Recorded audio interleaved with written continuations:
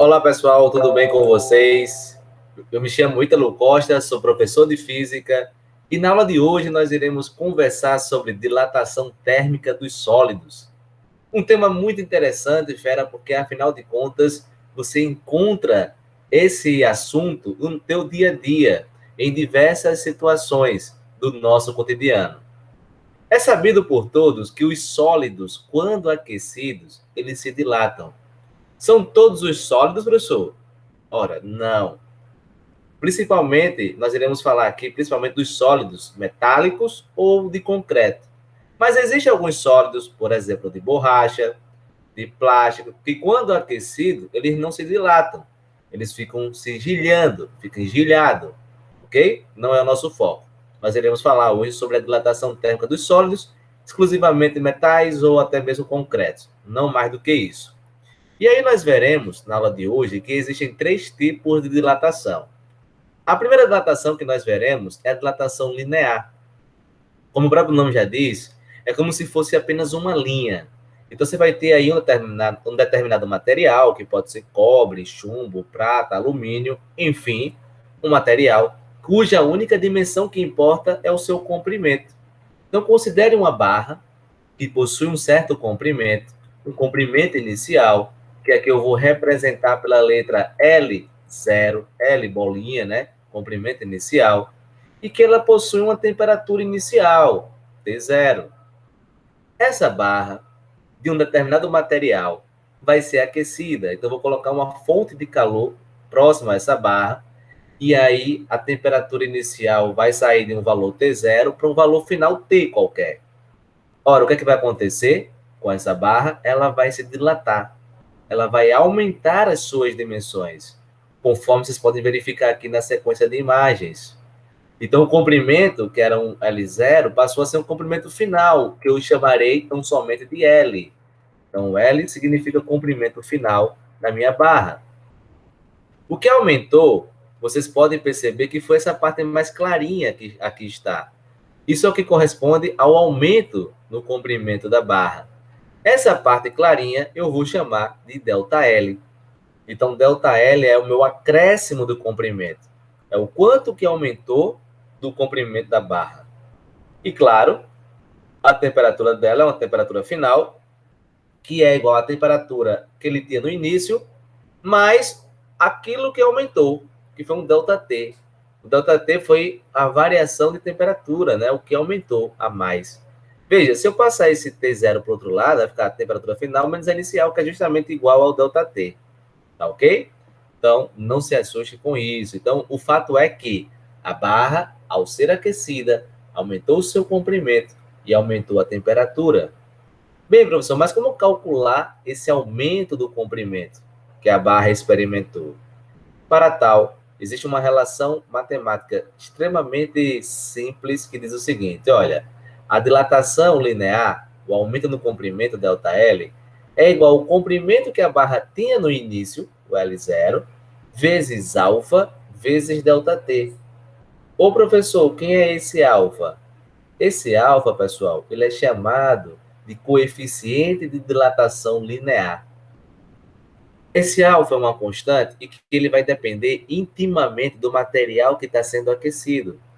Cada material tem o seu próprio alfa, de modo que tu não tem que saber decorado a constante alfa de todos os materiais.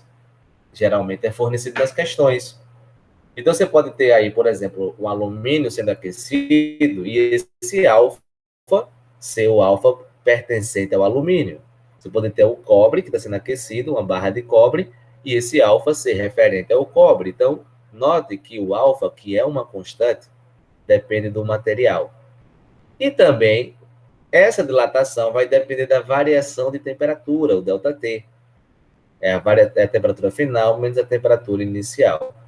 Então, é dessa forma que a gente consegue calcular, determinar o aumento do comprimento após o aquecimento. A outra dilatação que existe, que eu mencionei aqui com vocês, é a dilatação superficial. Como o próprio nome já diz, vai dilatar uma superfície, uma placa, uma chapa metálica ou de concreto, por exemplo. Então você imagina que há uma placa que apresentam uma área. Professor, como é que calcula essa área? Bem, isso aqui parece um retângulo, né? Então ele tem comprimento e tem largura. O comprimento eu vou chamar, imaginando que existe um eixo X passando pela aresta desse retângulo, né? O comprimento eu vou chamar de L inicial no eixo X. E a largura eu vou chamar de L inicial no eixo Y. Como é calcular a área? Base vezes altura. Todo mundo sabe, a área de um retângulo. E aqueço. Ao aquecer, eu tiro essa chapa de uma temperatura inicial e levo ela para uma temperatura final. Ao fazer isso, eu noto, isso é uma verificação experimental, tá, pessoal? Eu noto que a chapa vai aumentar as suas dimensões. Então, ela vai sair de uma área inicial, passará para uma área final. Tu também pode perceber que o comprimento mudou. O que era o L inicial no eixo X, tu vai chamar somente de LX, é um comprimento final no eixo X. E o que era L inicial no eixo Y, tu irás chamar apenas de LY, que é o comprimento final no eixo Y. A área final é base vezes altura também, nenhum problema. Então, houve um aumento de área, houve um ganho na área desse material. Assim, o que é que você vai concluir? Como calcular esse aumento da área? Esse aumento da área, devido ao aquecimento, eu vou chamar de ΔA. Então, ΔA significa o acréscimo de área que a chapa experimentou após o aquecimento, que vai ser calculado rapidamente numa expressão matemática que se assemelha muito com a expressão anterior, que diz assim, ΔA, que é o aumento da área, é igual à área inicial, é o que ele tinha no começo, né? Vezes beta, essa letra grega beta, parece um B, né? Só que a perninha é mais esticada, vezes a variação de temperatura. Quem é esse beta, professor? Ora, a semelhança da dilatação anterior, que tinha um alfa, o beta também é o coeficiente de dilatação. Sendo que ele é o coeficiente de dilatação superficial, porque, afinal de contas, nós temos agora uma superfície sofrendo uma dilatação, uma expansão nas suas dimensões. E, a propósito, o beta, que é o coeficiente de dilatação superficial, ele equivale a 2 vezes alfa. Então, se você conhece a dilatação linear daquele material que você está trabalhando, é só multiplicar por 2, que você vai ter o valor do coeficiente de dilatação superficial, porque ele é 2 vezes beta, ok? Então, tá aí o segundo tipo de dilatação que nós já destacamos no começo da aula, que são 3. Finalmente, e aí é óbvio, né? O terceiro tipo de dilatação que nós iremos ver é a dilatação volumétrica. Para esse exemplo, eu vou considerar a figura de um cubo. Poderia pegar um cilindro, uma esfera, um prisma, enfim, mas aqui eu peguei um cubo. Porque é uma figura simétrica, assim como as que eu citei agora há pouco, né? Porém, fácil de calcular, volume, é bem direto, bem intuitivo. Então, ó, esse cubo, ele tem um volume inicial. E o volume de um cubo, você tem que lembrar, né? É a área vezes é o comprimento vezes a largura vezes a altura. E aí eu posso chamar esse comprimento aqui, como são todos os lados iguais, né? Todas as arestas são iguais. Posso chamar o comprimento de comprimento inicial, a largura de uma largura inicial, é um L0, né? E a altura de L0 também. Afinal de contas, é um cubo, todos os lados são iguais.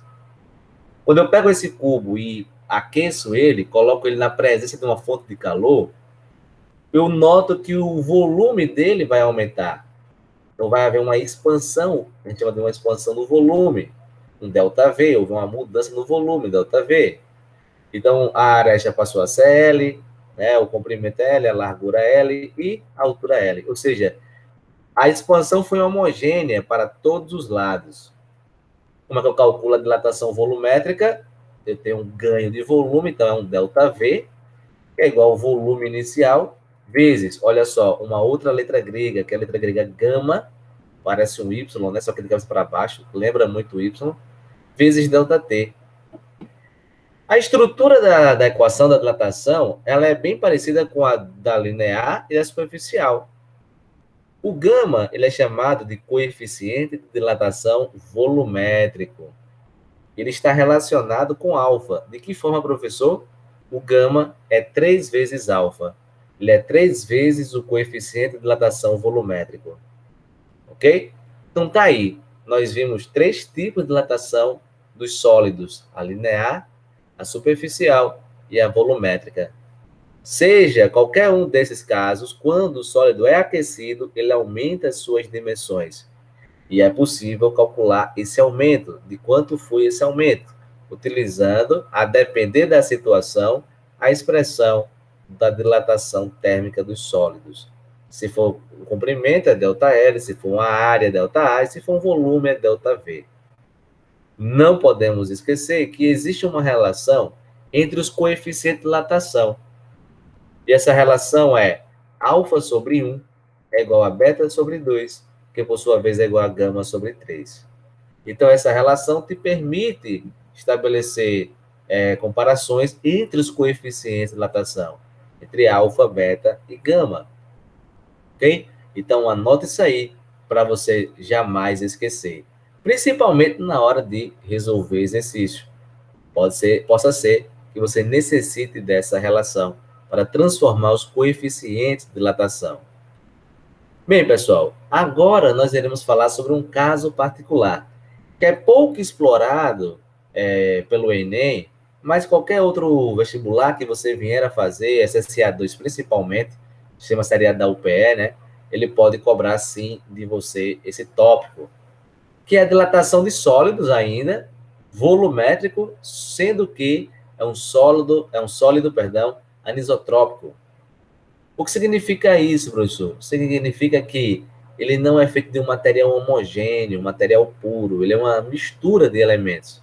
Você pode ter uma liga metálica, que é chumbo, platina e outras coisas mais.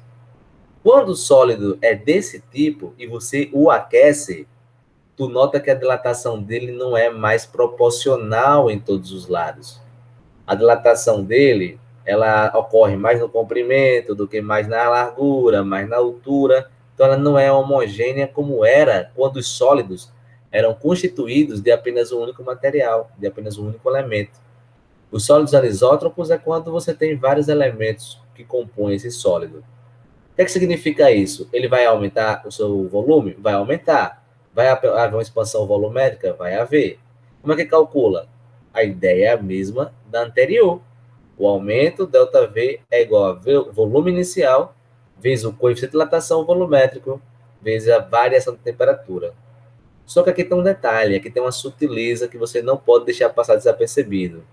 É que esse gama, que significa coeficiente de dilatação volumétrico, diferentemente do caso anterior, que a gente acabou de ver, que é 3 vezes alfa, aqui ele vai ser igual a seguinte, ele vai ser alfa-x mais alfa-y mais alfa-z. Ou seja, ele vai ser o coeficiente de dilatação linear do comprimento, mais o coeficiente de dilatação linear da largura, mais o coeficiente de dilatação linear da altura. Então, essa é a única sutileza que você vai ter, diferentemente dos casos de sólidos homogêneos. Que na maior parte das questões cobrado da gente, sólidos com a distribuição homogênea de massa, e não um sólido anisótropo, ok? Então, pessoal, a densidade de um sólido ou de um corpo qualquer, ela varia com a temperatura. Porque tanto eu quanto você, a gente aprendeu desde a da época de escola, pequenininho lá, né, Fundamental 2, melhor dizendo assim, que a densidade é massa sobre volume. Então, ó, se você pegar o sólido no início, antes de aquecer ele, a densidade dele é igual a massa sobre o volume dele. Porém, se você aquece, o volume vai mudar. E se o volume mudar, a densidade vai mudar. Vai mudar para um valor final. A densidade final vai ser igual a massa sobre o volume final. Bem, aí você pode dividir uma densidade pela outra e estabelecer uma relação de comparação. Você vai chegar nessa relação que diz que a densidade final é igual à densidade inicial dividido por 1 mais gama delta T. Então, note que você teve aqui uma relação entre as densidades de substâncias distintas ou de corpos distintos. Aí eu trouxe aqui para vocês um vídeo de um experimento que comprova realmente que há a dilatação dos materiais quando eles são aquecidos. Não se preocupe com o áudio, porque o experimento é muito visual. É um equipamento que acompanha o anel de gravidade. Caso não esteja bom para todos vocês. Ele vem com o pé, no caso, né? Vem com os 2 anéis, né? E aqui teríamos o pedestal onde vem a esfera presa. É uma montagem bem simples, ó. Simplesmente coloca esse dispositivo que tem os anéis, né? E se aperta ele aqui no parafuso. depois é colocado no pé, ó. Depois é colocado no pé e também se aperta o pé. E ele já está pronto para ser utilizado.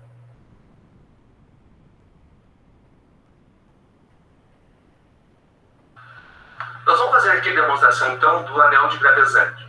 A diferença deste aqui nosso é que nós temos um caso aqui que a esfera passa, né, no anel, ó, ela passa no anel, e no outro que ela não consegue passar o anel. Então, nós podemos demonstrar as duas situações, o aquecimento do anel e o aquecimento, no caso, da esfera. Então, vamos partir da demonstração aqui. Então, em primeiro lugar, vamos mostrar se nós aquecermos o anel, né? Então, vou acender a lamparina aqui. Bom, então, vamos aquecer o anel. Lembrando que neste anel aqui, ó, inicialmente não passa. Então, vamos fazer o aquecimento do anel. Repare que ele é móvel, a gente consegue girar o anel sem problemas aqui, é só afrouxando o parafuso. Então, fica fácil de fazer o aquecimento dele, né? Fácil de fazer a demonstração. Então, a gente dá uma pequena aquecida aqui no anel, ó, pode ir movimentando aqui para ter um aquecimento mais uniforme. Isso facilita, né?